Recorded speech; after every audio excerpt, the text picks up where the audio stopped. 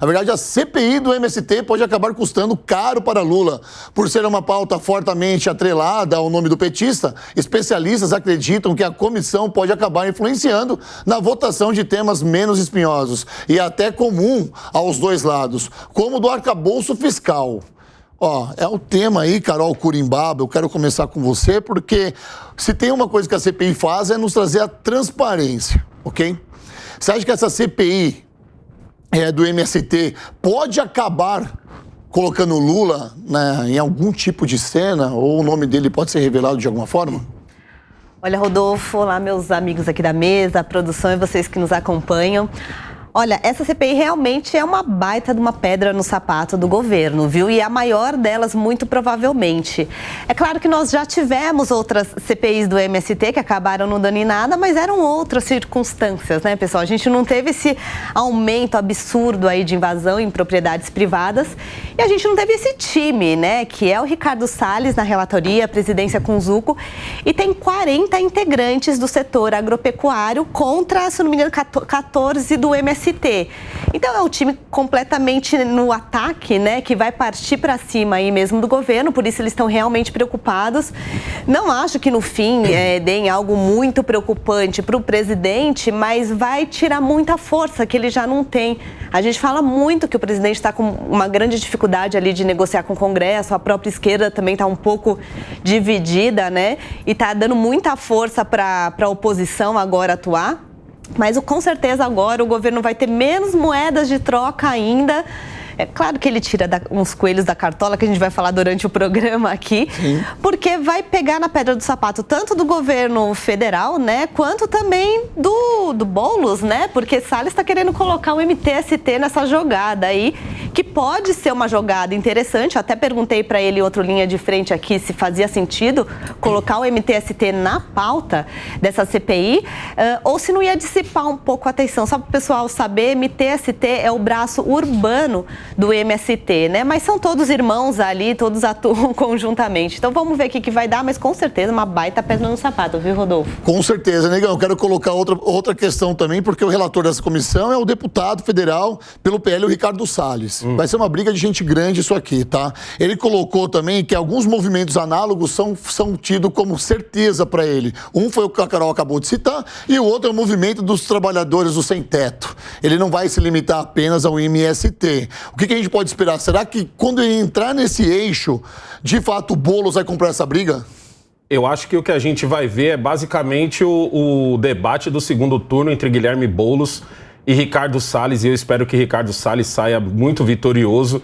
O que eu peço... É que você acabou de colocar no segundo turno. Não, segundo Você turno. Colocou de colocar no segundo turno. É o debate do segundo turno entre Ricardo Salles e Guilherme Boulos. Para quem não sabe, ambos podem ser muito provavelmente candidatos a prefeito aqui de São Paulo. Guilherme Boulos tem muito a explicar se o Ricardo Salles conseguir colocar o MTST, mas se o Ricardo Salles não conseguir se concentrar só no MST, muitas perguntas têm que ser respondidas. Uma delas é: por que essas pessoas que estão há tanto tempo com o MST ainda não conseguiram suas terras a partir do momento que nós tivemos 8 anos de governo Lula, depois mais 6 anos de presidente Dilma Rousseff, por que eles não conseguiram? Essas explicações eles têm que dar não só para a gente, eles têm que dar para essas pessoas também, porque essas pessoas, algumas não têm ideia do que está rolando, como por exemplo essas últimas invasões não foram nem um pouco para tentar conseguir terra para essas pessoas, muito pelo contrário, elas foram muito mais para conseguir colocar pessoas que o MST queria em cargos estratégicos e conseguiu. Não à toa, o próprio governo já está assim, virando as costas já pro MST. Eu quero saber sobre isso, eu quero saber quem financia, eu quero saber quem é que paga tanto caminhão, tanto no caso do MTST, né, nesse caso, como é que você consegue invadir um local privado e do dia para a noite você levanta vários barracos? De onde vem essa madeira? De onde vem os pneus que queimam nas estradas? Quem parte essas ordens? Quem a gente pode criminalizar? Quem são os reais cabeças? Quem financia da parte do governo? Quem financia da parte da iniciativa privada? Muitas perguntas têm que ser respondidas. O que a gente tem que tomar muito cuidado é com o seguinte: a oposição é minoria. 40 para 14, como a própria Carol acabou de falar. Mas é uma minoria muito barulhenta. Nesse comecinho de CPI, a gente já conseguiu ver isso. A Sâmia Bonfim, sozinha, conseguiu lá gritar e atrapalhar todos os trabalhos que estavam acontecendo lá. Tem que tomar muito cuidado com as narrativas, tem que tomar muito cuidado com as perguntas que vão fazer, certo? Para que não sejam aquelas perguntas que levante a bola para a oposição passar o resto do debate falando e não falando nada, porque o que eles vão querer é justamente que a CPI não ande para lugar nenhum. Ô, Palumbo, olha só, nós temos 3 CPIs agora no Brasil correndo em paralelo, né? A primeira é a do futebol, que está por aí agora, né, fiscalizando o que está acontecendo, esse escândalo que está acontecendo no futebol brasileiro. A do MST é a do 8 de janeiro. Vamos supor que nenhuma delas dê em nada, porque todas elas podem parar no STF. Todas elas podem parar no STF. O Salles, ele pode fazer um trabalho brilhante, tentando trazer às claras o que uma CPI deve trazer de verdade, porque a CPI é justamente para isso, para trazer a transparência. E uma dessas coisas é quebrar o sigilo. Ele tem o direito de quebrar o sigilo. Vai quebrando aqui, quebrando acolá. Ele pode chegar, talvez, no presidente Luiz Inácio Lula da Silva. E se isso acontecer, o STF pode barrar. Você acha que vai ser tanto trabalho para nada? Eu espero que não, né? Primeiro, muito obrigado por estar presente aqui mais uma vez nesse programa maravilhoso, na Jovem Pan. Mas o Supremo tem abusado demais. Eu falei no meu último pronunciamento que qual a necessidade do Congresso Nacional se tudo que fazemos lá não vale absolutamente nada. Eu até falei, o Supremo cobra escanteio, vai e cabeceia. Fica muito difícil você legislar. Está extrapolando todos os limites. Está fazendo tudo. Está fazendo tudo. É isso aí. Está extrapolando, está julgando. Está chupando cana ao mesmo tempo. Exatamente, está julgando, está legislando, está mandando o deputado embora, caçando o deputado, sem se valer do princípio da presunção Ator ter direito, né? da inocência. Eu volto a repetir, o Deltan não é meu amigo, eu não tenho nenhum tipo de relacionamento com ele, mas me pareceu que rasgaram a Constituição, rasgaram as leis, o TSE, num julgamento absurdo, passaram por cima do Congresso Nacional, dos deputados, ou seja, para que serve esse Congresso? Até quando nós, deputados, senadores, vamos ficar de joelhos, literalmente de joelhos, tomando chinelada nas nádegas? Os poderes são independentes e harmônicos entre si.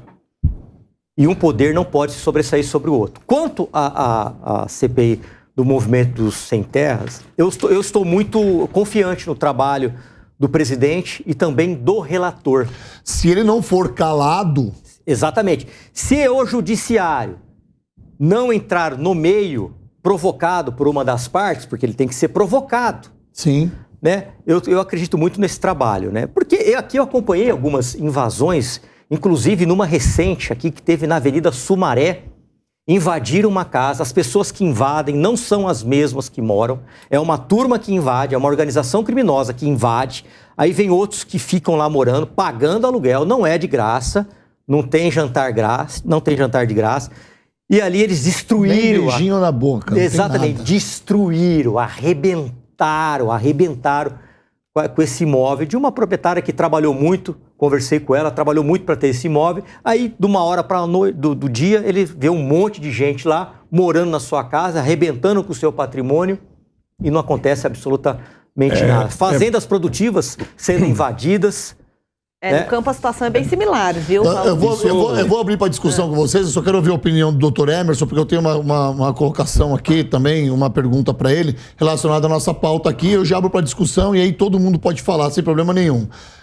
Na experiência do senhor, como advogado hoje, no caso, o senhor acha que o Ricardo Salles, em algum momento, ele pode ser arbitrariado, se essa é a palavra certa, diante de toda essa situação? Porque o que a gente vê aqui, de fato, são pessoas que brigam pela lei, brigam pela justiça, se colocam a favor da justiça e peitando todo mundo mesmo. Olha aí o Deltan Dallagnol tomando porrada. Já vou concluir. Olha o Deltan Dallagnol tomando porrada. E agora um novo nome se faz presente nessa briga contra o MST, que é o Ricardo Salles. Até que ponto o Ricardo Salles vai conseguir enfrentar tudo isso? Bom, primeiramente, obrigado pelo primeiro convite, a primeira participação aqui, muito bem capitaneado, inclusive pelos amigos aqui que pariam aqui à mesa. Bom, O Palumbo trouxe um tema aqui perfeito, que é o cerne da coisa. O grande problema que a gente esbarra hoje é sobre a investidura do STF em todos os casos e episódios. Isso é muito ruim, por mais que se faça, o Congresso tenha contribuição significativa, ainda que tenha um combate efetivo à corrupção, entre outras coisas, principalmente por parte da esquerda. E isso pode esbarrar, sem dúvida alguma, na Suprema Corte, que tem revestida sob essa carapaça do poder, tem trazido aí decisões teratológicas, do nosso ponto de vista, sem dúvida alguma, que podem trazer eco, inclusive nas instâncias inferiores, como já a gente tem presenciado. A gente, como defensor, a gente tem percebido que cada magistrado, por sua vez, sua inércia, à vontade própria, ele coloca muitas vezes o seu próprio código, a sua própria legislação, e nós temos uma dificuldade muito grande de enfrentar isso, né? Nadamos contra a maré.